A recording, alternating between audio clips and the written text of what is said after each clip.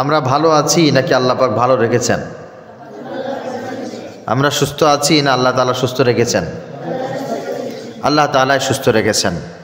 আমরা আমাদের বডির ভিতরে যা কিছু আছে জীবনে কেউ দেখেছি কোনো দিন? দেখি নাই। আমাদের কিডনি আছে, হার্ট আছে, লিভার আছে, কত কিছু আমাদের অঙ্গ প্রত্যঙ্গ ভিতরে আছে, আমরা কোনোদিন দেখি নাই। আল্লাহ তাআলা না চাইতেই এই নিয়ামতগুলো সুন্দর রেখেছেন, সুস্থ রেখেছেন। আল্লাহ পাক রব্বুল আলামিন এইগুলো সুন্দর রাখছেন ও বটে। এই জন্য মুহুর্মুহু শুকরিয়া একজনের, তিনি কে? সবাই বলেন আল্লাহ সুবহানাহু ওয়া তাআলা। নবীজি সাল্লাল্লাহু আলাইহি ওয়াসাল্লাম বলেছেন, আদ-দুনিয়া খুলিকাত লাকুম ওয়া আনতুম খুলিকতুম লিল আখিরাহ। এই দুনিয়ার সব কিছু আল্লাহ তাআলা তোমাদের জন্যই সৃষ্টি করেছেন। আসমান আমাদের জন্য, জমিন আমাদের জন্য, সূর্য আমাদের জন্য, চাঁদ আমাদের জন্য, বাতাস আমাদের জন্য, ঠান্ডা গরম বৃষ্টি সব কিছু আমাদের জন্য। কাদের জন্য? আমাদের জন্য। আর আমাদেরকে আল্লাহ পাক রব্বুল আলামিন বানিয়েছেন তার জন্য। সুবহানাল্লাহ। আগামীকালকে পৃথিবীর সব মানুষ যদি মরে যায়, একটা মানুষও দুনিয়ায় থাকবে না, আসমানের কোনো সমস্যা আছে? সূর্যের কোনো ক্ষতি আছে? সব মানুষ মরে গেল, পৃথিবীতে যত নদ নদী খাল বিল আছে এদের কোনো সমস্যা আছে? কোনো সমস্যা নাই। কিন্তু আগামীকালকে যদি সূর্য না থাকে পৃথিবীর মানুষ বাঁচবে? কথা বলেন। পৃথিবীতে কোনো প্রাণী নাই, কোনো পানি নাই, কোনো মানুষ পৃথিবীতে বেঁচে থাকতে পারবে? পারবে না।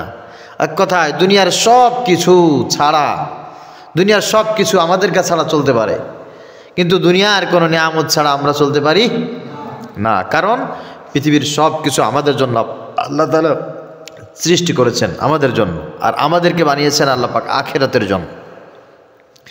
এত বিশাল একটা উদ্দেশ্য নিয়ে আল্লাহ তাআলা পৃথিবীতে আমাদেরকে প্রেরণ করার পর যখন এই মানুষগুলো আল্লাহর হুকুম থেকে দূরে সরে যায়, নিজেকে নিজের চেতনায় ভাসিয়ে দেয়, আল্লাহ পাক রব্বুল আলামিন বলেন, আমি বান্দাকে তখন ধরি, পাকড়াও করি। কথা বোঝা গেছে? যখন বান্দা নিজের চেতনায় হারিয়ে যায় আল্লাহ তাআলা তখন ধরেন। কিভাবে ধরেন? ইতিপূর্বে ধরেছেন না? কথা বলেন। ইতিপূর্বে ধরেছেন। যারা নিজের চেতনাকে প্রভু বানিয়ে নিজের চেতনায় নিজেকে হারিয়ে ফেলেছে আল্লাহ তাআলা সবাইকে ধরেছেন, সব জাতিকে ধরেছেন। পৃথিবীর সব বড় বড় লিডারকে আল্লাহ তাআলা ধরে একেবারে আটার বস্তা বানায় দিয়েছেন। কিয়ামত পর্যন্ত এই নিদর্শনগুলো কোরআনুল কারীমের ভিতরে থাকবে। এর একটা স্পেশাল কারণ আছে। কারণটা হচ্ছে, এ থেকে যদি মানুষ শিক্ষা নেয় তাহলে আল্লাহ তাআলা এদেরকে হেফাজত করবেন। আর যদি এ থেকে শিক্ষা না নেয় আল্লাহ তাআলা তাদেরকেও ধরবেন, ঘাড় মটকাবেন।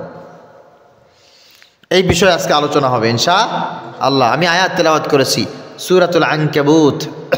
আল্লাহ পাক রব্বুল আলামিন এখানে বলছেন, আমি ইতিপূর্বে অনেক কওমকে ধরেছি, অনেক দেশকে ধরেছি, অনেক জাতিকে আমি আল্লাহ তাআলা ধরেছি মানে তাদের ঘাড় মটকায় দিছি, তাদের অস্তিত্ব বিলীন করে দিছি, তাদেরকে শেষ করে দিয়েছি। কেন দিয়েছি? তাদের পরে আমার স্পেশাল কোনো রাগ ক্ষোভ ছিল তাই না, বিযামবিহি, তাদের অপরাধের কারণে, তাদের পাপের কারণে, তাদের অন্যায়ের কারণে আমি আল্লাহ তাআলা প্রত্যেককে ধরেছি। ধরার কোয়ালিটিও এক এক রকম ছিল, এক এক রকম ছিল। ফামিনহুম মান আরসালনা আলাইহি হাসিবা, আল্লাহ বলছেন কাউকে ধরেছি বিশাল একটি ঝড় আবহাওয়া দিয়ে। আমিনহুম মান আখাযাতুস সাইহা, কাউকে ধরেছি আমি সাইহা দিয়ে, ভূমিকম্পন দিয়ে, ভূমিধস দিয়ে। আমিনহুম মান খাসাফনা বিহিল আরদ, কাউকে আমি ভূমিধসে শেষ করে দিয়েছি। আমিনহুম মান আগরাকনা, আবার কাউকে প্লাবন দিয়ে আমি আল্লাহ তাআলা ভাসিয়ে দিয়েছি। ওমা কানা আল্লাহু লিয়াজলিমাহুম ওয়ালাকিন কানু আনফুসাহুম ইয়াজলিমুন। আল্লাহ আবার বলছেন এইটার কারণে আমি আবার কারোর উপরে জুলুম করি নাই, কারোর উপরে জুলুম করি নাই। আর আমার দায়িত্ব কর্তব্য এইটা না যে আমি আল্লাহ তাআলা কোনো মাখলুকের উপরে, কোনো মানুষের উপরে, কোনো জাতের উপরে কখনো জুলুম করেছি বা জুলুম করব, এটা আমার কাজ না। ওইটা তাদের প্রাপ্য ছিল। কি ছিল বলেন, কথা বলেন, ওইটা কি ছিল? ওটা প্রাপ্য ছিল। আল্লাহ তাআলা তোমাকে দুনিয়ায় এত কিছু দিয়েছেন, এত কিছু তোমাকে দিয়েছেন, আর ওইটা তুমি অ্যাকসেপ্ট করতে পারবা না, তাহলে তোমার প্রাপ্য হচ্ছে ওইটা। গতকাল সকালবেলা একজন বিজ্ঞ লোকের সাথে আমার কিছু সময় কথা বলতেছিলাম। তখন তিনি বলছিলেন যে হুজুর, আল্লাহ তাআলা যে আমাদের বডির ভিতরে এমন কিছু জিনিস দিয়ে রেখেছেন, আমরা তো আসলে এগুলো দেখতে পারি না, আর এগুলো সম্পর্কে আমরা বুঝিও না। যখন অসুস্থ হয়ে যায় তখন একেবারে হা হুতাশ করতে থাকি, হায় হায় গেলাম রে, মরলাম রে, হা হুতাশ করতে থাকি। একমাত্র ডাক্তার, শুধু যেমন তেমন ডাক্তার না, ভালো ডাক্তার যারা, এরাই শুধুমাত্র উপলব্ধি করতে পারে। উনি বলতেছিলেন যে আমরা যে মুখ দিয়ে খাবার খাই, খাবারটা যখন মুখে দেই, এখানে দুটি পাইপ আছে। একটা পাইপ দিয়ে বাতাস যায়, আর একটা পাইপ দিয়ে খাবার ভিতরে যায়। এখান থেকে কয়টা পাইপ আছে বলেন? দুটি। একটা দিয়ে বাতাস বের হয়, আর একটা দিয়ে খাবার যায়। কারণ ফুসফুস তো ভিতরে, ফুসফুস থেকে বাতাস আসা যাওয়া করে না। তো এখান থেকে পাইপটা একটা আছে যেটা দিয়ে বাতাস আসা যাওয়া করে, আর একটা আছে লেবার অর্থাৎ খাদ্যনালী, পাকস্থলী, স্টোমাক অত ভিতরে। তো দুটি পাইপ দিয়ে, একটা দিয়ে বাতাস বের হয়, একটা দিয়ে খাবার বের হয়। তো খাবারের যে পাইপটা, ছিদ্রটা, এটা পিছনে। কোথায়? এই যে যদি এরকম থাকে, খাবারেরটা হচ্ছে পিছনে, আর যেটাতে বাতাস বের হয় এটা হচ্ছে সামনে। এই সামনে আর পিছনে দুটো পাইপ সবসময় এরকম ফাঁকা থাকে। সুবহানাল্লাহ। কোনো ঢাকনা নাই, কোনো ঢাকনা নাই যে ঢাকনা দিয়ে ঢেকে দেওয়া থাকবে। যখন এখান থেকে বাতাস বের হওয়ার দরকার তখন এই খাবারের পাইপটা ঢাকা থাকবে, আবার যখন খাবার যাওয়ার দরকার তখন এই বাতাসের পাইপটা কি থাকবে? ঢাকা থাকবে, যে খাবার যেন ওর ভিতরে না যায় অথবা বাতাস যেন ওর ভিতরে না যায়। দুটো পাইপ আলাদা করা থাকে, যখন যেটার দরকার তখন সেটা সচল হয়ে যায়। সুবহানাল্লাহ। পৃথিবীর কোনো মেশিন দিয়ে, পৃথিবীর কোনো যন্ত্র দিয়ে এটা নিয়ন্ত্রণ করা সম্ভব না। আর এই দুটির বৈশিষ্ট্য এমন এমন বৈশিষ্ট্য যে যেটা দিয়ে বাতাস বের হয় ওটা দিয়ে যদি 1000 ভাগের 1 ভাগ খাবার, মনে করেন একটা সরিষার দানা, এটাকে যদি 1000 ভাগ করা হয়, এই 1000 ভাগের 1 ভাগ দানা খাবার যদি ওই বাতাস যেটা দিয়ে বের হয় ওর ভিতরে যায়, সঙ্গে সঙ্গে ওই লোকটা কাশি দেয়, হাসি দেয়, সঙ্গে সঙ্গে খাবার বন্ধ করে দেয়। সুবহানাল্লাহ। আবার 1000 ভাগ বাতাস, মনে করেন সরিষা দানার, এটার 1000 ভাগের 1 ভাগ বাতাস যদি ওই খাদ্যনালীর ভিতরে যায়, যে পাইপ দিয়ে খাবার যায় ওখানে ওর ভিতরে চলে যায়, সঙ্গে সঙ্গে লোকটার বদ হজম হয়, সঙ্গে সঙ্গে তার গ্যাস্ট্রিক হয়ে যায়, গ্যাস্ট্রিক হয়ে যায়। আর ওই গ্যাস্ট্রিক বের করার জন্য তার ওষুধ সেবন করা লাগে। আবার ওই বাতাসের ওই নালীটা পরিষ্কার করার জন্য তার খাবার দাবার বন্ধ করা লাগে। এজন্য দেখবেন যারা খাবার খায়, খাবারের সময় কিন্তু কথা একটু কম বলতে হয়। কথা বলা যাবে না অনেক সময়, বিষয়টা তা না, কিন্তু কথা বলতে গেলে বাতাস বের হয়। কি বের হয়? কথা বলতে গেলে বাতাস বের হয়। আর খাবার সময় খাবার যেতে হয়, ওখানে যায়। তো পাইপ যেহেতু দুইটা, আপনি সাথে সাথে বাতাসও বের করার কাজে ব্যবহার করবেন, আবার খাবার ওখান থেকে প্রবেশ করার কাজে বের করবেন। এই জন্য অ্যাক্সিডেন্ট হয়ে যেতে পারে। এই জন্য খাবার সময় কথা কম বলতে হয়। নবীজি সাল্লাল্লাহু আলাইহি সাল্লাম এটাকে সুন্নাত বলেছেন। সুবহানাল্লাহ। শুধু তাই না, আরেকটা মজার বিষয় হচ্ছে এই, আমরা এটা বোঝার জন্য অপারেশনের রোগী আছে না, একটা রোগীকে যখন অপারেশন করা হয় তখন অপারেশনের সময় ফার্স্ট যে প্রিপারেশন নিতে হয় তা হচ্ছে রোগীকে খাবারের পাইপটা নাক দিয়ে ঢুকায় দেয়, অথবা গলা দিয়া খাবারের পাইপটা প্রবেশ করে দেয়। যত খাবার সব ওখান থেকে যায়, মুখ দিয়ে আর কোনো খাবার খেতে পারবে না। এর কারণটা কি? এর কারণ হচ্ছে অপারেশন যদি কাউকে করা হয় ওই লোকটার একেবারে ক্ষুদ্রাকে ক্ষুদ্র, একেবারে খুব সাহারগের চাইতে অনেক ছোট ছোট ছোট ছোট রগ যদি শরীরের ভিতরে ছিদ্র হয়ে যায়, কেটে যায়, ওইগুলো জোড়া লাগবে, ওইগুলোর কাজ করবে, এই সেলগুলো সব জয়েন হয়ে যাবে। এইটার জন্য কাজ করতে হবে অনেকক্ষণ ধরে, একটার সাথে আরেকটা সেলাইয়ের ব্যাপার আছে। যদি এই দুটি পাইপ সচল থাকে তাহলে ওই বাতাস যে পাইপ দিয়ে বের হবে, অক্সিজেন যেটা দিয়ে বের হবে, ওখানে যদি সামান্য পরিমাণ রক্ত ছিটা লাগে, রোগী কাশি দেবে। কি দেবে? কাশি দেবে, ঝাঁকি দেবে। আর ওই মুহূর্তে ঝাঁকি দিলে কোনো অপারেশন রোগীকে বাঁচিয়ে রাখা যাবে না।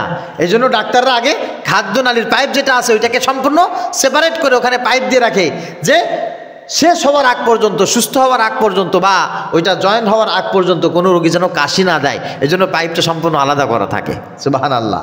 আমার কথা বলার উদ্দেশ্য হচ্ছেই, আল্লাহ তাআলা বলছেন অফি আনফুসিকুম আফালা তুবসিরুন, তুমি কি তোমার ভিতরে দেখো না যে আমি আল্লাহ তাআলা তোমাকে কিভাবে সৃষ্টি করেছি? সুবহানাল্লাহ। তুমি যদি তোমার ভিতরে দেখো, তুমি উপলব্ধি করতে পারবে। এত নিয়ামত দেওয়ার পর যদি মানুষগুলো আল্লাহর গোলামি থেকে নিজেকে আলাদা করে রেখে নিজের ক্যারেক্টার ভুলে গিয়ে, করণীয় কাজ ভুলে গিয়ে যদি গুনাহের ভিতরে শামিল হয়ে যায়, আল্লাহ তাআলা বলেন ফাকুল্লান আখাযনা বিযামবিহি, আমি এদের প্রত্যেককে পাকড়াও করি, এদের প্রত্যেককে আমি আল্লাহ তাআলা কট করি তাদের গুনাহের কারণে। ইতিপূর্বে আল্লাহ পাক রব্বুল আলামিন ধরেছেন কাদেরকে ধরেছেন? অনেক সম্প্রদায়কে আল্লাহ ধরেছেন। আমি দুই একটি উপমা দেব কোরআনুল কারীম থেকে। আর বর্তমান সময়ে আল্লাহ তাআলা ধরতেছেন, আবার ফিউচারে আল্লাহ পাক রব্বুল আলামিন ধরবেন। তবে আল্লাহ তাআলা বলছেন, আমি বড় বড় আযাব দেওয়ার আগে তোমাদেরকে ছোট ছোট আযাব দিয়ে পরীক্ষা করি। ছোট আযাব দেখে যদি তুমি সতর্ক হয়ে যাও, তোমার নসিব ভালো, আর যদি সতর্ক না হও, নসিব কিন্তু বড় খারাপ। আল্লাহ পাক রব্বুল আলামিন বলছেন যে দেখো, আমি লূত সম্প্রদায়কে ধরেছিলাম। কাদেরকে ধরেছিলাম? লূত সম্প্রদায়কে ধরেছিলাম। কেন ধরেছিলাম? ওদের পাপের মাত্রা সীমা ছাড়িয়ে গিয়েছিল, এর কারণে আমি ওদেরকে ধরেছিলাম। আমি আদ জাতিকে ধরেছিলাম, আমি সামুদ জাতিকে ধরেছিলাম, আমি ফেরাউনকে ধরেছিলাম। লূত সম্প্রদায়কে ধরেছিলাম কেন? ওয়ালুতান ইয ক্বালা লিকওমিহি ইয়াতাতুনাল ফাহিশা মা সাবাকাকুম বিহা মিন আহাদিম মিনাল আলামিন। আল্লাহ পাক রব্বুল আলামিন বলছেন, হযরত লূত আলাইহিস সালাতু ওয়াস সালামের যে সম্প্রদায়, এদের ভিতরে অশ্লীলতা ছড়িয়ে পড়েছিল। মানুষের শারীরিক চাহিদা পূরণ করার জন্য আমি আল্লাহ তাআলা তাদেরকে যে নিয়ম দিয়েছি, এই নিয়ম তারা তোয়াক্কা করতো না। কে আপন, কে পর, কে শতালো, কার সাথে কিভাবে সম্পর্ক লিপ্ত হতে হবে, নারী নারী, পুরুষ পুরুষ, মাহরাম গায়রে মাহরাম, এইগুলো তারা দেখতো না। তারা সীমা লঙ্ঘন করেছে। সেই জন্য আমি আল্লাহ পাক রব্বুল আলামিন তাদেরকে ধরেছিলাম, এমনভাবে ধরেছিলাম যেই ধরাটার কারণে আল্লাহ পাক রব্বুল আলামিন বলেন, মা সাবাকাকুম বিহা মিন আহাদিম মিনাল আলামিন, এরা পৃথিবী থেকে একেবারে সর্বাগ্রে থাকার কথা যাদের, তাদেরকে আমি আল্লাহ তাআলা মুহূর্তের ভিতরে সব শেষ করে দিয়েছি। আমরাতুহু কাইমাতুন ফাদাহিকাত ফাবাশশারনাহা বিইসহাক ওয়া মিন ওয়ারাই ইসহাক ইয়াকুব। আল্লাহ পাক রব্বুল আলামিন হযরত ইসহাক আলাইহিস সালাম, হযরত ইয়াকুব আলাইহিস সালামের উপমাও দিয়েছেন। তাদের স্ত্রীদের ব্যাপারে আল্লাহ পাক রব্বুল আলামিন তাদেরকে চমৎকার উপমাও পেশ করে বলেছেন, দেখো লূত সম্প্রদায়, এরা পুরুষে পুরুষে, নারীতে নারীতে সমকামীর ভিতরে লিপ্ত ছিল। এরা ব্যভিচার করত, আল্লাহর হুকুম পালন করত না। যার সাথে আল্লাহ পাক রব্বুল আলামিন মেলামেশা করতে নিষেধ করেছেন, এরা তাদেরকেই পছন্দ করত। এই জন্য আমি আল্লাহ তাআলা তাদেরকে ধ্বংস করেছিলাম, একেবারে ধ্বংস করেছি। শুধু তাই না, এমনভাবে ধ্বংস করেছিলাম যে ওদেরকে আমি পাথরের বৃষ্টি নিক্ষেপ করেছিলাম। কিসের বৃষ্টি বলেন? হিজারাতাম মিন সিজ্জিলিম মামদুদিম মুসাওয়ামাতান ইনদা রাব্বিক। আল্লাহ বলছেন, আকাশ থেকে বৃষ্টির পড়লে বৃষ্টি যেমন বৃষ্টির পানিতে সব সমান হয়ে যায়, প্লাবিত হয়ে যায়, আমি আল্লাহ তাআলা ঠিক তদ্রূপ পাথরের বৃষ্টি দিয়ে ওদেরকে আমি ধূলিসাৎ করে দিয়েছিলাম। অনেক বড় লম্বা চওড়া কথা, আমি শুধু এতটুকু বলছি যে তাদের অপকর্মটা কি ছিল আর কিভাবে তাদেরকে ধ্বংস করেছিলেন।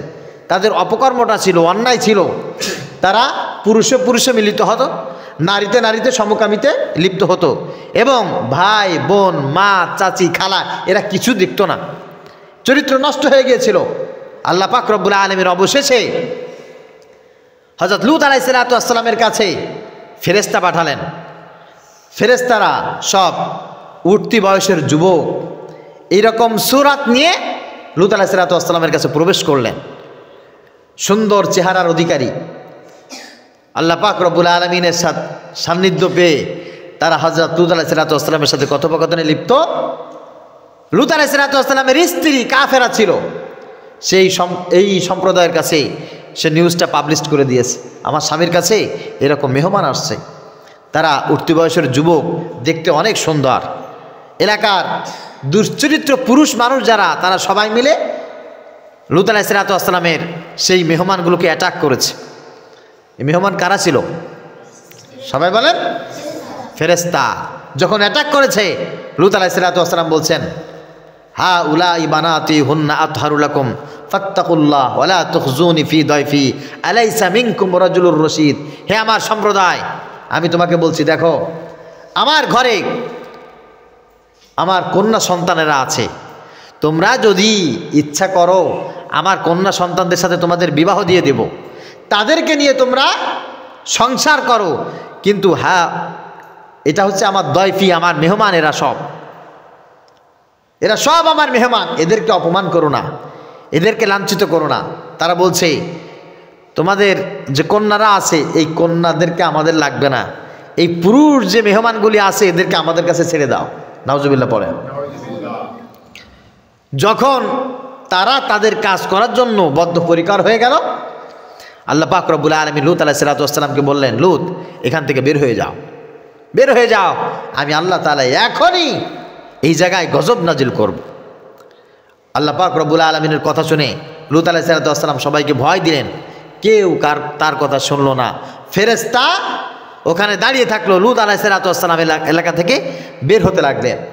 প্রসঙ্গক্রমে বলছি, এই জায়গাটা লূত আলাইহিস সালাম যেখানে অবস্থান করতেছিলেন এই জায়গাটা ছিল বর্তমান সময়ের ইসরায়েল বা প্যালেস্টাইন, এইটা আর জর্ডান এর মাঝখানে একটা জায়গা আছে ডেড সি। এই জায়গার ভিতরে হযরত লূত আলাইহিস সালামের বাড়ি ছিল।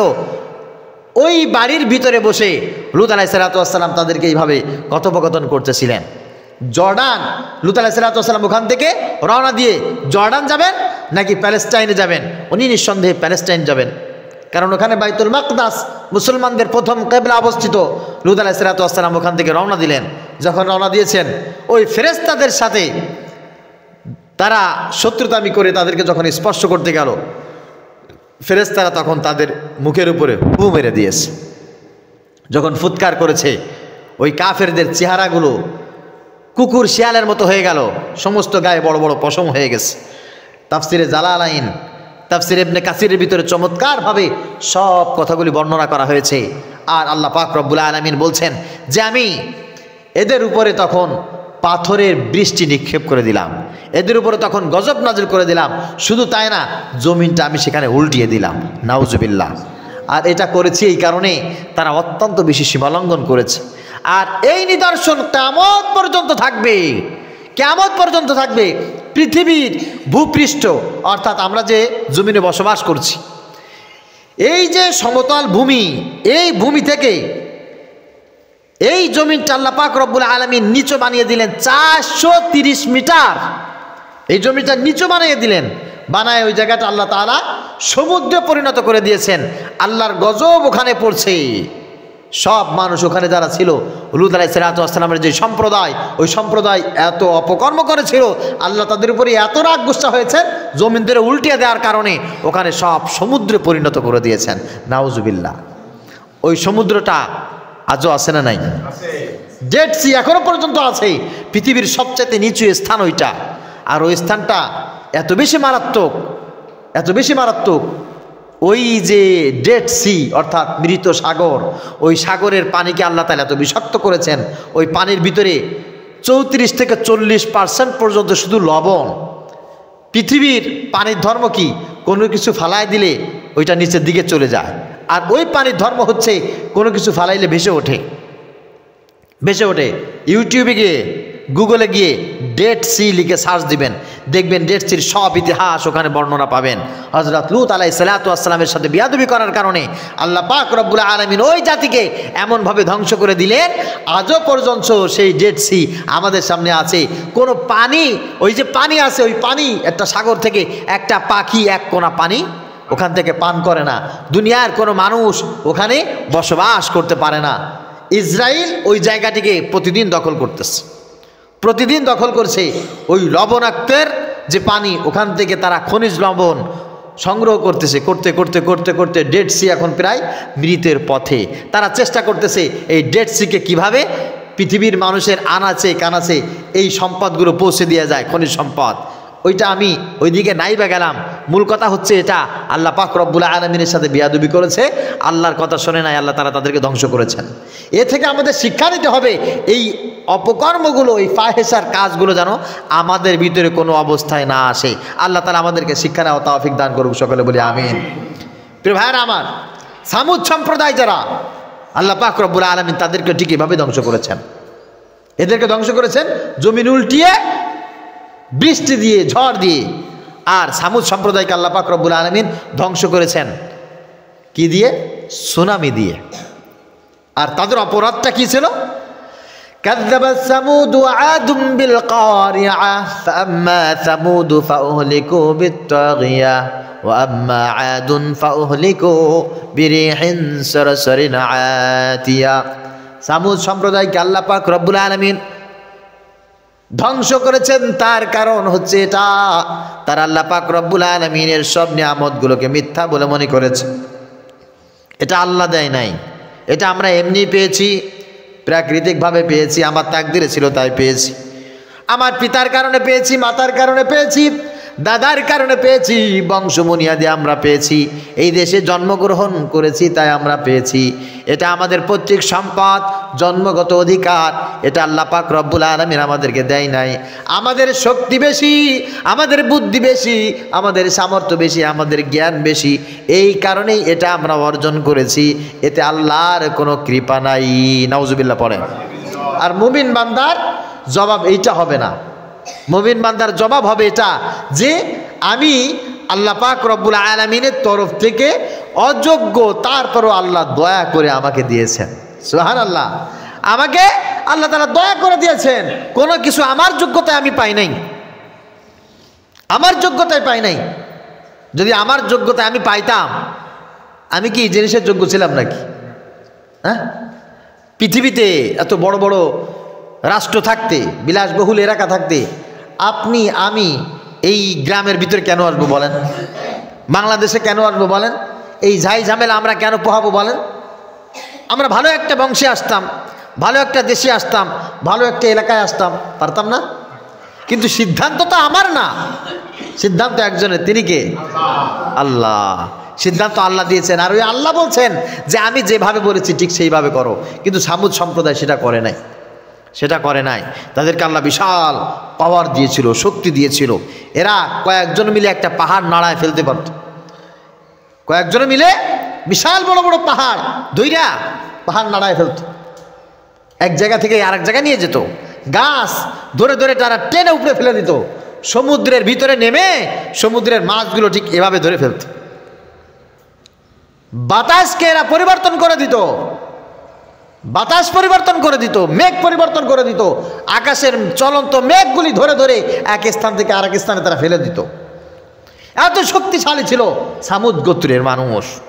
তারা কোনো আসবাব ছাড়াই পাহাড়ের শিলাখণ্ডগুলি, পাথরগুলি উঁচু করে করে করে নিজেদের মতো করে বিরাট করে প্যারাডাইজ বানাইতো, ঘর বানাইতো, ঘর বানাইতো। এবং তারা বলতো যে আমাদেরকে আল্লাহর ভয় দেখায়। আল্লাহ কোথায় থাকে? উপরে থাকে তো?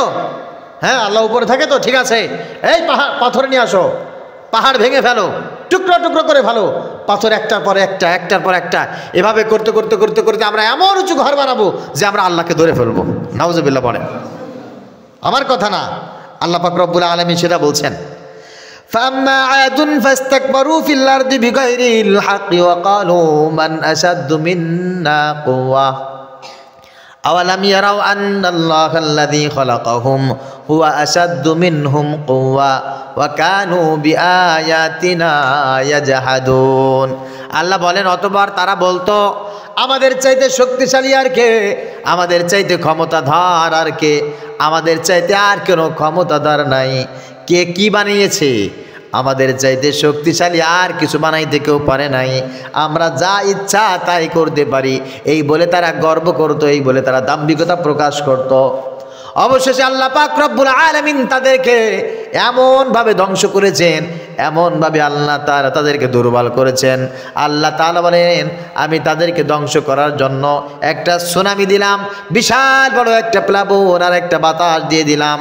অবস্থাটা তাদের এই হয়ে গেল, তাদের কোথায় পাহাড়, পাহাড়ের কোনো চিহ্ন নাই, তাদের কোথায় ঘর বাড়ি, ঘর বাড়ির কোনো চিহ্ন নাই। সব কিছু আমি আল্লাহ তাআলা তামা বানিয়ে দিলাম, সব কিছু সমান করে দিলাম। তাদের অবস্থাটা হলো এই, একটা গাছের মূল উঠাইলে তার অবস্থা গোড়ার দিকে যেমন হয়, তাদের অবস্থা আমি আল্লাহ তাআলা ঠিক তেমনই করে দিলাম। শক্তির পাওয়ার, মেধার পাওয়ার সব আমি আল্লাহ তাআলা ধ্বংস করে দিলাম। লূত সম্প্রদায়কে চরিত্রহীনার কারণে আমি আল্লাহ পাক রব্বুল আলামিন তাদের সব কিছু ধ্বংস করে দিলাম।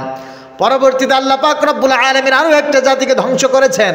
সেই ধ্বংসের চিত্র আল্লাহ পাক রব্বুল আলামিন চমৎকারভাবে কুরআনুল কারীমের ভিতরে বর্ণনা করেন। দেখো আমি ফেরাউনকে ঠিক এইভাবেই ধ্বংস করেছি।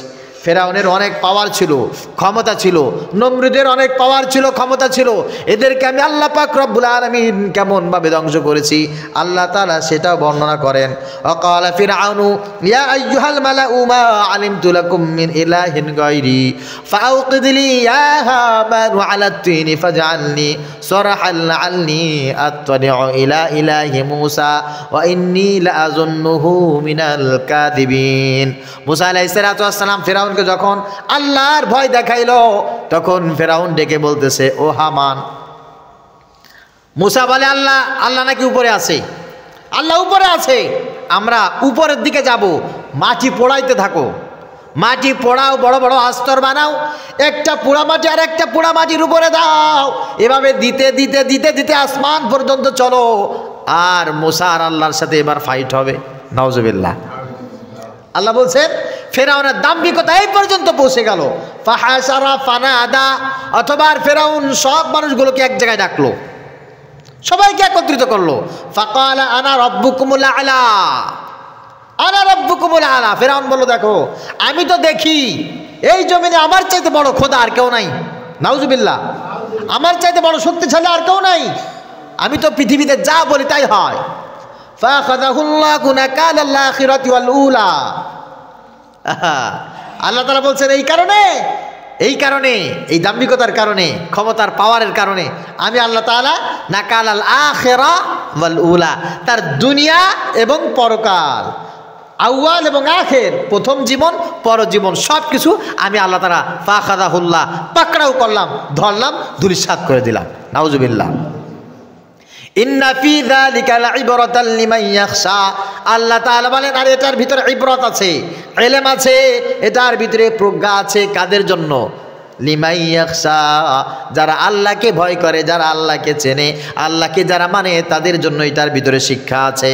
ফেরাউন যখন সব মানুষকে ডেকে বলল আমি হচ্ছে তোমাদের সবচাইতে বড় খোদা, সুতরাং তোমাদের অন্য কোনো খোদা যদি থাকে তার সাথে এখন আমার যুদ্ধ শুরু হয়ে গেছে, আমাকে এখন খোদা বলে মানো। দাম্ভিকতা দেখার কারণে আল্লাহ পাক রব্বুল আলামিন অবশেষে ফেরাউনকেও ধ্বংস করে দিলেন। কিভাবে ধ্বংস করেছেন? ওয়াজাওয়াজনা বিবানি ইসরাঈল আল বাহর ফাতাউ আলা কওমি ইয়াকুফুনা আলা আসনামিল লাহুম। আল্লাহ পাক রব্বুল আলামিন বলেন ফেরাউন এবং ফেরাউনের সম্প্রদায়কে আমি আল্লাহ তাআলা বড় সিস্টেম করে নদীর ভিতরে, লোহিত সাগরের ভিতরে আমি আল্লাহ তাআলা তাদেরকে নামাইলাম। নামানোর পরে মূসাকে আমি মুক্তি দিয়ে দিলাম, দেওয়ার পর ফেরাউনের সব দলবল সহ ওখানে তাদেরকে ভাসিয়ে দিলাম। দলবল সহ যখন ভাসিয়ে দিয়েছি ফেরাউনের কানে, তখন পানি গেছে, তখন পানি গেছে। লা ইলাহা ইল্লাল্লাযী আমানাত বিহি বানু ইসরাঈল ওয়া আনা মিনাল মুসলিমিন। যখন কানের ভিতরে পানি গেছে চিন্তা করতেছে, হাই হাই আমি তো ধরা খেয়ে গেছি। এবার হাত উঁচু করে বলছি, লা ইলাহা ইল্লাল্লাযী আমানাত বিহি বানু ইসরাঈল। ও মুসা, তোমার বনি ইসরাঈল যাদের উপর ঈমান এনেছে, আমি ফেরাউন এখন আমি তাদের উপরে ঈমান আনলাম, এইবার আমাকে মাফ করে দেওয়া যায় না? ওই সময় কি আর মাফ চাইলে কাজ হবে? আল্লাহ পাক রব্বুল আলামিন বলেন, আল আন ওয়াকাদ আসাইতা ওয়া কুনতা মিনাল মুফসিদিন। এখন মাপ চাচ্ছ, অথচ মাপ চাওয়ার জন্য তোমাকে ইতিপূর্বে সময় দেওয়া হয়েছিল, আলটিমেটাম দেওয়া হয়েছিল। তখন কোথায় ছিলে? কি ভেবেছ তখন? আমি আল্লাহ তাআলা এদেরকে ধ্বংস করেছি। ফাকুল্লান আখাযনা বিযামবিহি ফামিনহুম মান আরসালনা আলাইহি হাসিবা ওয়া মিনহুম মান আখাযাতহু সাইহা ওয়া মিনহুম মান খাসাফনা বিহিল আরদ ওয়া মিনহুম মান আগরাকনা। আল্লাহ তাআলা বলেন, আমার বিরোধিতা যারা করেছে, জমিনে যারা সীমালঙ্ঘন করেছে, একটা সম্প্রদায় যখন টোটাল সবাই মিলে আমার অপোজিশনে চলে গেছে, আমি আল্লাহ তাআলা তখন তাদেরকে তাদের গুনাহের কারণে পাকড়াও করেছি। কখনো কাউকে আমি প্লাবন দিয়ে শেষ করেছি, কখনো আমি কাউকে ভূমিধর দিয়ে শেষ করে দিয়েছি, কখন আমি আল্লাহ তাআলা তাদেরকে বৃষ্টি দিয়ে শেষ করে দিয়েছি। আর প্রত্যেককে এই বড় বড় আযাব দেওয়ার আগে কিছু ছোট ছোট আযাব দিয়েছিলাম ভালো হওয়ার জন্য। কি হওয়ার জন্য? ভালো হওয়ার জন্য। যে বড় একটা আযাব আসতেছে, তো এই বড় আযাব আসার আগে একটু ছোট আযাব দিয়ে দেখাও, ছোট আযাব দিয়ে তোমাদেরকে সতর্ক করছি। فأخذهم الطوفان والجراد والقمل والضفادع والدم آيات مفصلات فاستكبروا وكانوا قوما مجرمين। আল্লাহ পাক রব্বুল আলামিন বলেন, এদেরকে বিশেষ করে ফেরাউনকে যখন আমি বড় ধরনের আযাব দেব, এই আযাব দেওয়ার আগে তাদেরকে ছোট ছোট আযাব দিয়েছিলাম। ফাখাযাহুমুত তুফান, আমি আল্লাহ পাক রব্বুল আলামিন জমিনে বিশাল বড় একটা ঝড়ো আবহাওয়া তুফান দিয়েছিলাম। আর মূসার মাধ্যমে বলেছিলাম, এই তুফানকে যদি তোমরা সতর্কবার্তা হিসাবে না নাও, ভবিষ্যতে কিন্তু এর চাইতে বড় বিষয় আসতেছে। অল জারাদ, জারাদ তাদেরকে আমি পঙ্গপাল দিয়েছিলাম। পঙ্গপাল, প্রিয় চাষি ভাইয়েরা আছেন, আপনারা বুঝবেন পঙ্গপাল কি। পঙ্গপাল হচ্ছে ঘাস ফড়িং আছে না, কথা বলেন, ঘাস ফড়িং, এটাকে বলা হয় পঙ্গপাল। আর আরবিতে যেটাকে বলা হয় অল জারাদ। ঘাস ফড়িংয়ের কাজ হচ্ছে সবুজ যা পাবে ও মুহূর্তের ভিতরে খেয়ে শেষ করে ফেলে দিবে। বর্তমানে কারেন্ট পোকা লাগে না? আপনি সকালবেলা ধানের খেতে গিয়ে দেখলেন আপনার ধানের গাছগুলি, ফসলগুলি সব একেবারে পরিপূর্ণ ফেডা, মানে সুন্দর সিস্টেম হয়ে আছে, লকলকে সোনালি আঁশের মতো ওখানে চকচক করতেছে। সন্ধ্যার পরে গেলেন বা পরের দিন সকালবেলা গেলেন, যে দেখলেন এক বেলার ভিতরে কারেন্ট পোকা লেগে অর্ধেক শেষ। গাছের পাতাও নেই, গাছও নাই, গাছ সব টোটালে মরে একেবারে কি হয়ে গেছে, খড়কুটা হয়ে গেছে, ফেন্সি হয়ে গেছে। আছে না এরকম? এইটাতে কারেন্ট পোকা লাগে।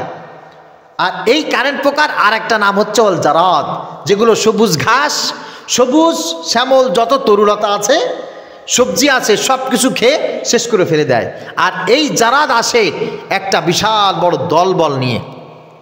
মনে করেন এই বাগেরহাট অঞ্চল দিয়ে যদি ঢোকে, যে অঞ্চল দিয়ে একবার ঢুকবে ওই অঞ্চলে সবুজ কোনো গাছপালা তারা রাখবে না, ঢুকবে তো খেয়ে দিয়ে একেবারে মুহূর্তের ভিতরে শেষ।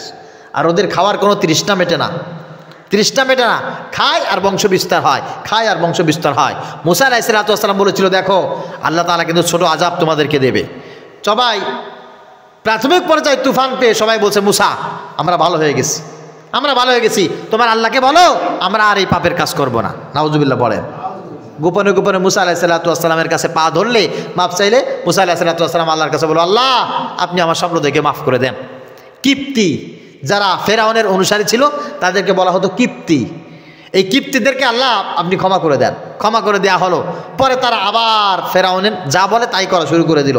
কয়েকদিন পরে তাদের কাছে আসলো পঙ্গপাল। পঙ্গপাল যে ঢুকছে এদের খাবার দাবার যা আছে সব খেয়ে শেষ করে ফেলতেছে। এখন কিপ্তিরা আবার চলে আসছে, মুসা বড় অন্যায় হয়ে গেছে, আমাদেরকে একটু বাঁচাও, একটু মাফ করে দাও। মুসা আলাইহিস সালাতু ওয়াস সালাম আল্লাহ পাক রব্বুল আলামিনের কাছে দোয়া করলেন, আল্লাহ তাআলা তার দোয়া মঞ্জুর করলেন। মঞ্জুর করার পরে ওই পঙ্গপালের হাত থেকে তাদেরকে হেফাজত করলেন। সুবহানাল্লাহ। এইবার কিছুদিন পরে তারা আবার সেই অপকর্ম আবার শুরু করে দিয়েছে। এবার আসতেছে আল কুম্মালা, উকুন। কি বলেন? উকুন। সব জায়গায় শুধু উকুন, মাথার ভিতরে উকুন, বুড়ির ভিতরে উকুন, মুখের ভিতরে উকুন, শরীরের ভিতরে উকুন, জামায় উকুন, পকেটে উকুন। উকুন এই পরিমাণ মানুষ কোনো জায়গায় 5 মিনিট দাঁড়াতে পারে না। কোরআনুল কারীম থেকে বলছি, কোনো জায়গায় 5 মিনিট দাঁড়াতে পারে না। এই উকুনের অতিষ্ঠ থেকে বাঁচার জন্য সবাই মুসা আলাইহিস সালাতু ওয়াস সালামের কাছে চলে আসলো। মুসা, ভুল হয়ে গেছে, আমরা আবার তওবা করতেছি, আল্লাহর কাছে একটু আমাদের জন্য সুপারিশ করো। মুসা আলাইহিস সালাতু ওয়াস সালামের সুপারিশ আল্লাহ পাক মঞ্জুর করলেন, তাদেরকে উকুন থেকে আবার মুক্তি দিয়ে দিলেন। কিছুদিন পর আবার তার আল্লাহ পাক রব্বুল আলামিনের অবাধ্য হওয়া শুরু করে দিল। আল্লাহ পাক রব্বুল আলামিন এইবার তাদেরকে মারাত্মক আকারে একটা ফিতনা দিয়ে দিলেন, সেটা হচ্ছে ব্যাঙের ফিতনা। কিসের ফিতনা বলেন? ব্যাঙ। ঘুমাইতে যাবে দেখে বিছানার ভিতরে শুধু ব্যাঙ, রান্না করতে যাবে দেখবে হাড়ির মধ্যে ব্যাঙ, চুলার ভিতরে ব্যাঙ, সব জায়গায় শুধু ব্যাঙ, শুধু লাফায়। আর এই দেখে ওদের সব আবার দফা রফা সারা একজোট হয়ে বলছে এটা মুসার কাছে যেতে হবে। ও যদি আল্লাহর কাছে বলে তাহলে এ থেকে মুক্তি পাবো, তা না হলে মুক্তি পাবো না। সবাই মিলে গিয়ে বলছে মুসা বাঁচাও, আমরা তো অবাক করলাম।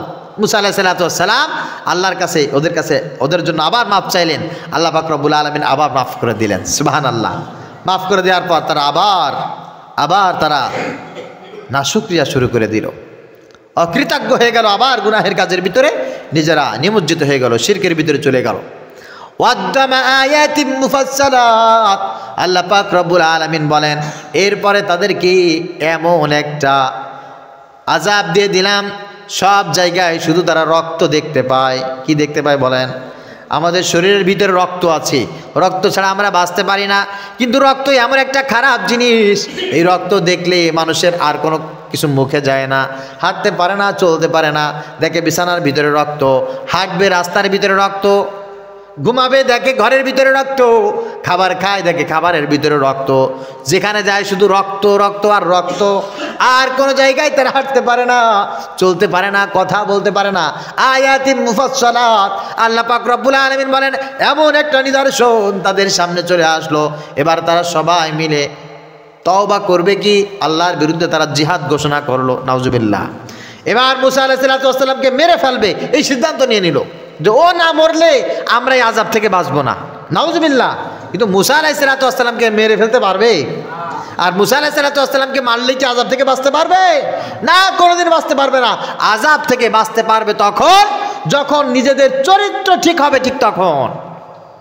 এই আয়াতগুলো যখন নাজিল হয়ে গেল, আল্লাহ পাক রব্বুল আলামিনের কাছে মুহাম্মদুর রাসূলুল্লাহ সাল্লাল্লাহু আলাইহি সাল্লাম হাত তুললেন, আল্লাহ তুমি আমাকে কথা দাও, তুমি আমাকে কথা দাও, আমার একটা উম্মতকেও তুমি এইরকম আযাব দিবা না। আমার উম্মতেরা বড় বেয়াদব হবে, আমার উম্মতেরা বড় নাশকর হবে, আমার উম্মতেরা আজান শুনে মসজিদে যদি না আসে, আমার উম্মতেরা যদি সুদ খায়, ঘুষ খায়, অন্যায় কাজ করে, আল্লাহ তুমি আমাকে ওয়াদা করো আমার উম্মতকে সঙ্গে সঙ্গে তুমি ধ্বংস করবা না, সঙ্গে সঙ্গে তাদেরকে তুমি হালাক করে দিবা না, তাদেরকে তুমি ভালো হওয়ার জন্য সুযোগ দেবে, আল্লাহ তুমি ওয়াদা করো। আল্লাহ বলেন আপনার দোয়া মঞ্জুর, আপনার উম্মত গুনাহ করার সঙ্গে সঙ্গে আমি তাদেরকে ধরবো না। সুবহানাল্লাহ। আকাশ মাটি বাতাস পানি, কি বলেছি? আকাশ পানি বাতাস মাটি, এই চারটি জিনিস আমি আল্লাহ পাক রব্বুল আলামিন আমার জিম্মায় রেখে দিলাম, এরা কোনোদিন আপনার উম্মতকে সঙ্গে সঙ্গে ধরবে না। তবে হ্যাঁ, আমি আল্লাহ তাআলা বলছি ফাকুল্লান আখাযনা বিযামবিহি, অতীতে মানুষ পাপাচার করলে তাদেরকে যেমনভাবে ধরা হয়েছে, কিয়ামত পর্যন্ত মানুষ যখন ঢালাওভাবে সবাই মিলে পাপাচারের ভিতরে লিপ্ত হবে, আমি আল্লাহ তাআলা তখন তাদের সবাইকে ধরবো। সাথে সাথে না ধরলেও আমি আল্লাহ তাআলা যে এদেরকে ধরবো তাতে কোনো সন্দেহ, কথা বলেন, কোনো সন্দেহ না। এই জন্য একটা কথা আছে, আমরা গ্রামের ভাষায় জানি, পাপে ছাড়ে না, কথা বলেন, পাপে ছাড়ে না বাপেরে। কোনোদিন পাপ করলে আমার বাপ হোক আর আমার ড্যাডি হোক কাউকে ছাড়বে না, সবাইকে ধরবি। যেমন ধরেছে আমেরিকায়, কোথায় বলেন? আমেরিকায় ধরেছে। কিছুদিন আগে নির্বাচন, যখন জো বাইডেন আর ডোনাল্ড ট্রাম্প এরা মিলে সবাই যখন নির্বাচনের ইস্তিহার ঘোষণা করেছে, ডোনাল্ড ট্রাম্পের একটা ইস্তিহার ছিল, যেহেতু পৃথিবীর ভিতরে আমেরিকা এমন একটা রাষ্ট্র, এরা সবচাইতে বেশি সাপোর্ট দিয়েছে ইসরায়েলকে, প্যালেস্টাইনকে ধ্বংস করার জন্য, গাজাকে ধূলিসাৎ করার জন্য সবচাইতে বেশি বিলিয়ন বিলিয়ন ডলার খরচ করেছে আমেরিকা। নিজস্ব অর্থায়ন, নিজেরা ডলার ছাপিয়ে দিয়েছে ইসরায়েলকে গাজাকে ধ্বংস করার জন্য। আর ডোনাল্ড ট্রাম্পের একটা নির্বাচনী ইস্তেহার ছিল এই, যে আমি মুসলমানদের বিরোধিতা করব না। কি করব না বলেন? মুসলমানদের বিরোধিতা করব না, তবে ইসরায়েলের যারা অধিবাসী আছে, ইহুদি যারা তার রাষ্ট্রে, তাদের সাথে সে একটা ওয়াদা করেছে, আমি যদি ক্ষমতায় আসি আমি গাজাকে পুড়িয়ে ছাই করে দেব। নাউজুবিল্লাহ বলেন। আমি গাজাকে ভ্যানিশ করে দেব, পুড়িয়ে ছাই করে দেব। এই ইস্তিহার ডোনাল্ড ট্রাম্পের নির্বাচনী ইস্তিহার। প্রিয় ভাইয়েরা আমার, আল্লাহ পাক রব্বুল আলামিন ছাড় দেন, ছেড়ে তো কাউকে দেন না। আমেরিকা পৃথিবীর সবচাইতে বড় পরাশক্তি, কোনো সন্দেহ নেই। পৃথিবী এখন তারাই পরিচালনা করে, যেভাবেই করুক না কেন, যেভাবেই করুক না কেন, ডিজিটাল সিস্টেমে করুক আর নিজ যোগ্যতায় করুক, তারাই করে। কিন্তু তাদের এই ইস্তিহার আল্লাহ পাক রব্বুল আলামিনের পছন্দ হয় নাই। আল্লাহ তাআলা বলছেন, গাজাকে জ্বালায় পোড়া শেষ করে দিবা। আমি আল্লাহ তাআলা গত পরশুদিনের কথা বলছি, গাজার 360 বর্গ কিলোমিটার যেই জায়গা, গাজার এর ভিতরে কয়টা মসজিদ ছাড়া আর কিছু নাই, সব কিছু বম্পিং করে ইসরায়েল শেষ করে দিয়েছে। ম্যাপের ভিতরে, গুগল ম্যাপের দিকে তাকাইলে 360 বর্গ কিলোমিটার জায়গা ঠিক যেইভাবে বম্পিং করে নষ্ট করা হয়েছে আমেরিকার ক্যালিফোর্নিয়া লস অ্যাঞ্জেলসে, ঠিক আল্লাহ পাক রব্বুল আলামিন একটা ওই সেভাবে আধ্যাত্মিক একটা আগুন দিয়ে লস অ্যাঞ্জেলসে ঠিক সেইভাবে আগুন দিয়ে পুড়িয়ে ছাই করে দিয়েছে। আমার কথা বোঝেন নাই? সেখানে কি আছে, কি হয় সেখানে? পৃথিবীর ভিতরে সবচাইতে দামি জায়গা, দুনিয়াদার মানুষের কাছে সবচাইতে পপুলার প্লেস হচ্ছে লস অ্যাঞ্জেলস, যেখানে হলিউড অবস্থিত।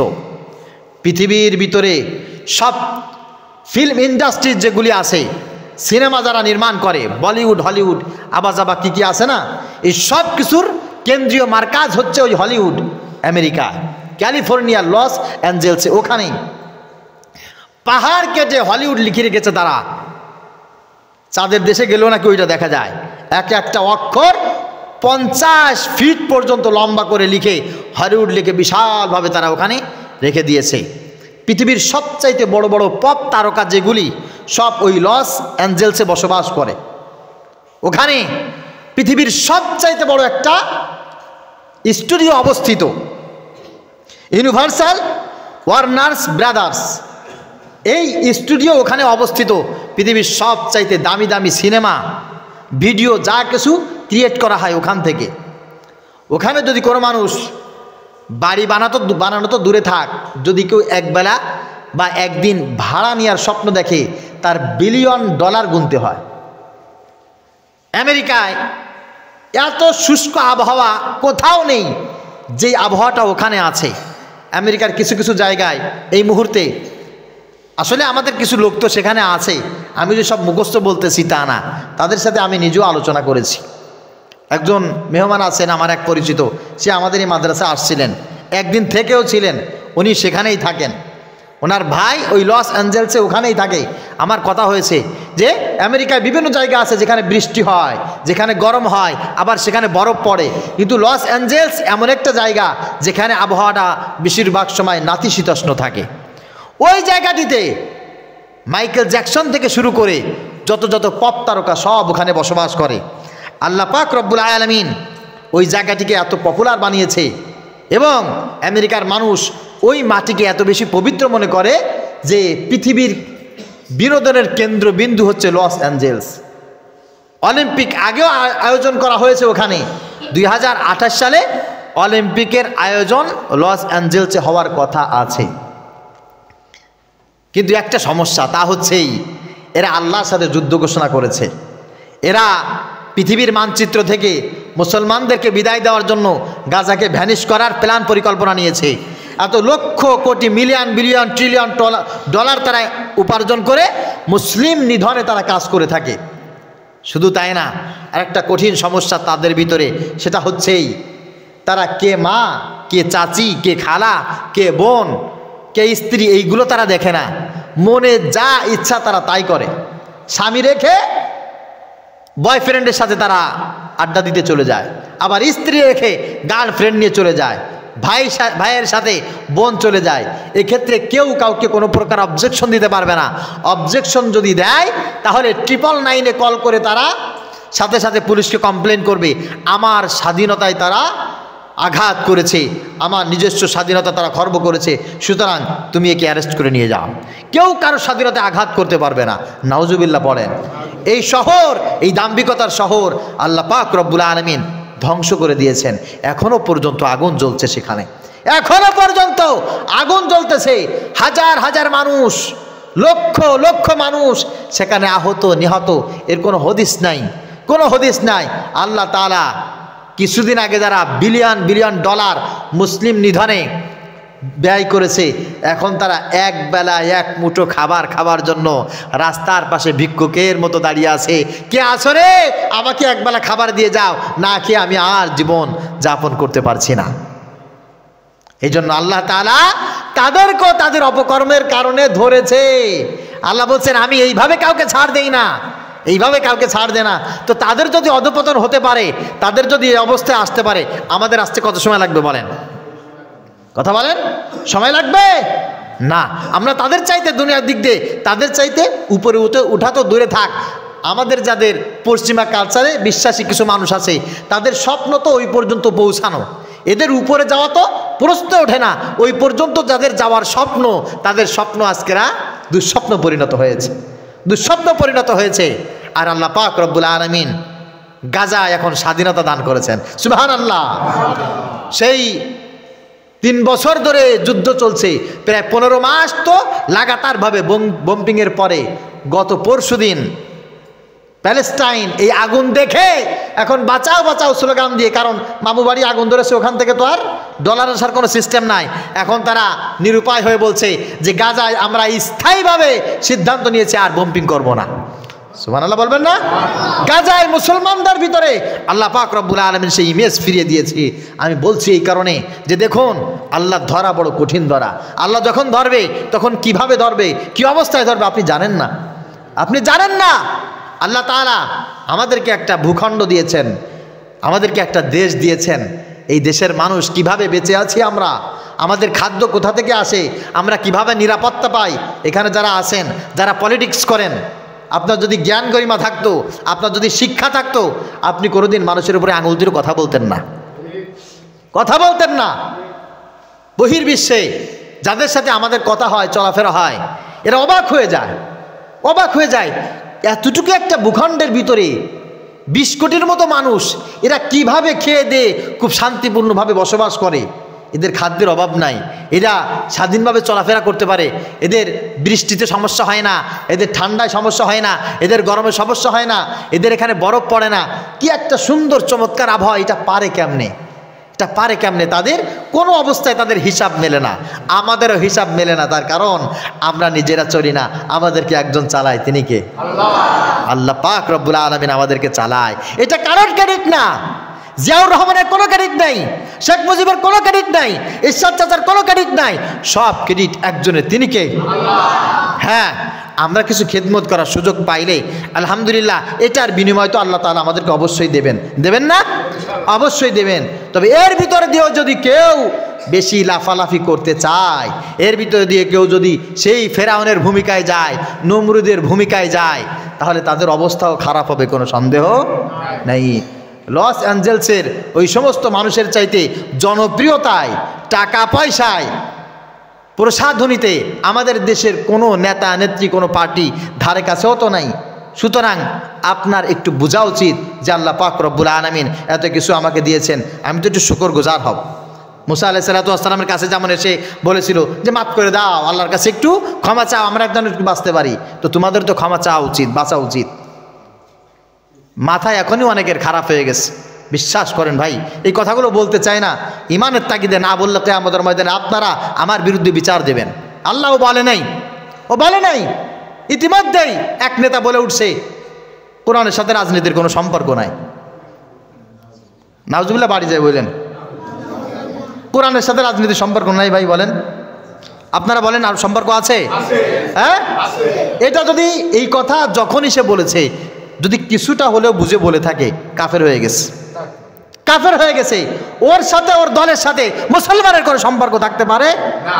আল্লাহ বলছেন সূরা হজ, আল্লাযীনা ইম্মাক্কান্নাহুম ফিল আরদি আকামুস সালাহ ওয়া আতাউয যাকাহ ওয়া আমারু বিল মা'রুফি ওয়া নাহাউ আনিল মুনকার। আমার রাসূলের উত্তরসূরি যারা, এদেরকে যখন আমি ক্ষমতা দান করব, এরা যখন রাষ্ট্রের প্রধান হবে, তখন এদের সর্বপ্রথম কাজ হচ্ছে সালাত কায়েম করবে, যাকাত আদায় করবে, সৎ কাজের জন্য মানুষকে আদেশ দেবে, অসৎ কাজের জন্য নিষেধ করবে। তো রাষ্ট্রীয় ক্ষমতায় কারা যায়? যারা ঘুমায় থাকে নাকি যারা রাজনীতি করে? যারা রাজনীতি করে। আপনি কিভাবে কথাটা বললেন? কিভাবে কথাটা বললেন? জনপ্রিয়তার যেমন ঊর্ধ্বগতি আছে তেমন নিম্ন গতিও আছে, ঠিক কিনা বলেন? শেখ হাসিনা কিন্তু এদেশে জোর করে ক্ষমতায় আসে নাই, এই জনগণ তাকে ফুলের তোড়া দিয়ে ওই বিমানবন্দরে রিসিভ করে তাকে কিন্তু ক্ষমতায় বসিয়েছিল, আর এই জনগণ তাকে ঝাঁটা পিটা করে হেলিকপ্টার উঠতে বাধ্য করেছে। আর এখন তোমরা যদি মনে করো যে আমরা যা বলবো তাই শুনবে জনগণ, না, আল্লাহর রাস্তে তা করবে না কিন্তু কেউ। আমাদের আফসোস ওই এক জায়গায়, কেন যে আমরা একটু কিছু হলেই আমরা কোরআনের উপরে, ইসলামের উপরে, ইমানের উপরে এই ন্যাক্কারজনক কথাগুলো আমরা কেন বলি? আমরা কি না কি হয়ে পড়েছি। আল্লাহ তাআলা সবাইকে সহি বুঝ দান করুন, কষ্ট পাইলে মাফ করে দিয়েন। কারণ এখন আপনাদেরকে এই কষ্টটুকু না দিলে কিয়ামতের ময়দানে আপনি আমার বিরুদ্ধে নালিশ করবেন, আপনি আমার বিরুদ্ধে অবস্থান করবেন। আমার তো চেয়ারম্যান মেম্বার হওয়ার স্বপ্ন নাই, কিন্তু আমার একটা স্বপ্ন আছে, আমি নিজেও জাহান্নামের আগুন থেকে বাঁচতে চাই, আপনাদেরকেও জাহান্নামের আগুন থেকে বাঁচাইতে চাই। আল্লাহ পাক রব্বুল আলামিন যা কিছু বললাম এ থেকে সর্বপ্রথম আমাকে শিক্ষা নিয়ে বাকি জিন্দেগি পরিপূর্ণভাবে সুন্দরভাবে গঠন করার তৌফিক দান করুক। যারা শুনলেন সবাইকে আল্লাহ পাক রব্বুল আলামিন সুন্দর জিন্দেগি যাপন করার তৌফিক দান করুন, আমিন।